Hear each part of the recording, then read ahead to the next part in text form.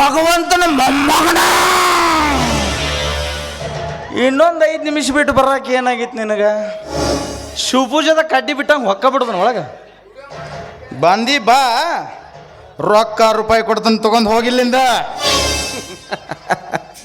ರೊಕ್ಕ ಬಂಗಾರ, ಹೇ ರೊಕ್ಕ ಬಂಗಾರಕ್ಕೆ ಆಸೆ ಪಡುವ ಮನುಷ್ಯ ನಾನಲ್ಲೂ. ಆ ಭಗವಂತ ಕೊಟ್ಟ ಈ ಜೋಳಿಗೆ ಒಂದು ಇದ್ರೆ ಸಾಕು, 3 ಹೊತ್ತು ರೊಟ್ಟಿ, ಮಾನ ಮುಚ್ಕೊಳಕ ಬಟ್ಟಿ ಸಿಗುತ್ತ. ಒಂದು ಅಬಲೆ ಹೆಣ್ಣಿನ ಮಾನಭಂಗ ಆಗೋದನ್ನ ಕಣ್ಣಾರೆ ಕಂಡು ಕೈ ಕಟ್ಟಿ ಸುಮ್ಮನೆ ಹೋದ್ರೆ ಮೆಸ್ತಾನೆ ನಮ್ಮಪ್ಪ ಗವಿಸಿದ್ದೇಶ್ವರ. ಏ ಬುಡ್ಬುಡಿಕೆ, ನಿನಗೆ ವೇದಾಂತ ಸಿದ್ಧಾಂತ ಹರಿಕೆತ್ತಿ ಕೇಳಕ್ಕೆ ಯಾವ ಟೈಮ್ ಐತಿಲಿ? ನಮ್ಮ ಕೆಲಸಕ್ಕೆ ಬಂದಿದ್ದ ಬೇರೆ.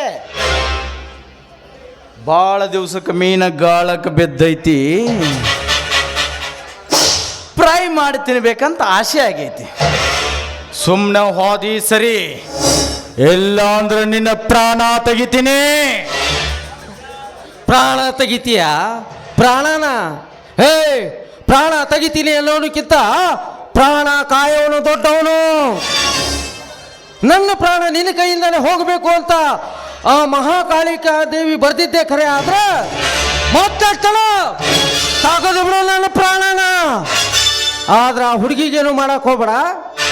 ಹೇ ತಮ್ಮ, ನಿನ್ನ ನೋಡಿದ್ರ ಬುದ್ಧಿವಂತ ಕಂಡಂಗೆ ಕಾಂತಿ, ಆದ್ರೆ ಯಾಕೋ ಬುದ್ಧಿ ಮ್ಯಾಗ ಮಸಿ ಚೆಲ್ಲಿದಂಗೆ ಕಾಣ್ತೈತಿ.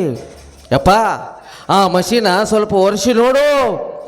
ನೀ ತಿಳ್ಕೊಂಡಂಗೆ ಈ ಪ್ರಪಂಚ ಇಲ್ಲಪ್ಪ, ಈ ಪ್ರಪಂಚ ಬತ್ಲೇನ ಐತಿ. ಹಾ ಬತ್ಲೇನ ಐತಿ. ಭಾಳ ಮಿಕ್ಕಿದ ಮಗ ಅದಿಲ್ಲ ಮತ್ತು ನೀನು. ಅಲ್ಲ 5 ನಿಮಿಷ ನಾನು ಇದನ್ನು ಇಳಿಸಿಬಿಟ್ಟಿಲ್ಲ ಪೂರ ಪವರ್ನ. ನಾ ಯಾರು ನಮ್ಮನೆ ರೇಂಜಿಗೆ ಹೋಗಿದ್ನಿ ಅಂದ್ರೆ ಅದನ್ನು ತಂದು ಡೌನ್ ಮಾಡಿಬಿಟ್ಟೆ. ಆಯ್ತಾ, ಇದೊಂದು ಸಲ ಹೋಗ್ತೇನೆ. ಏ ಕೆಂಪಡಿ ಬುಡ್ಬುಡ್ಕೆ ಬಂದಾನ, ಬಚಾವ್ ಆಗಿ ಇನ್ನೊಂದ್ಸಲ ಸಿಕ್ಕಾಗ ಬಿಟ್ರ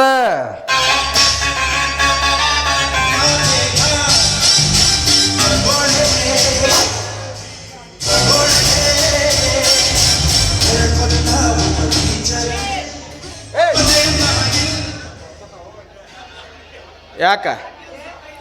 ಸೊಕ್ಕಿಲ್ಲನ ಮತ್ತ ಸುಮ್ ಹೊಂಟವನು ಉಗುಳಿ ಕರಿತಾಳಿಕೆ. ಹೊಂಟಿದ್ನಿಲ್ಲ ನಿಮ್ಗೆಲ್ಲರಿಗೆ ಕಿಮ್ಮತ್ ಕೊಟ್ಟ. ಸುಮ್ ಹೊಂಟವನು ಉಗುಳಿತಿ ಅಂದ್ರೆ ನಿಂದ ಎಟ್ಟಾರ. ಏಯ್ ಮುಚ್ಚ ಬಾಯ್ನ, ಅಲ್ಲಿಂದ ಆ ಕಡೆ ಹೋಗ್ಬೋದಿತ್ತ, ಇಲ್ಲಿವರೆಗೆ ಬಂದು ಯಾಕೆ ಹೋಗ್ಬೇಕಿತ್ತು? ಹೋಗ.